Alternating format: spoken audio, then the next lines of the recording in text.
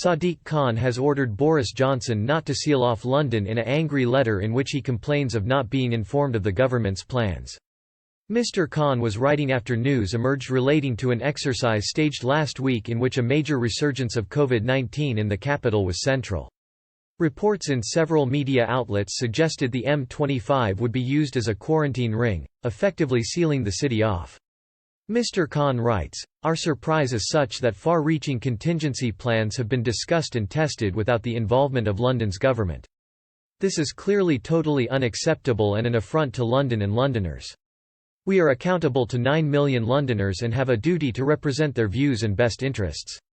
We also know our communities and their needs far better than national government." Mr. Khan said he and his colleagues had a duty towards the city which they would be unable to fulfill if they were excluded from planning sessions. He added, "Transitional arrangements for London were established specifically so that all levels of government and key partners were involved in ensuring coordination of planning and response to COVID-19. This was to ensure the best outcome for our city. It is highly regrettable that these appear to have been ignored."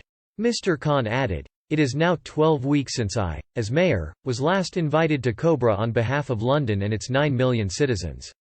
Decisions continue to be taken without consultation with those who run and understand the country's biggest city. Some of these decisions, and the public messaging which flows from them, do not work for the unique nature of a major metropolitan area the size of London.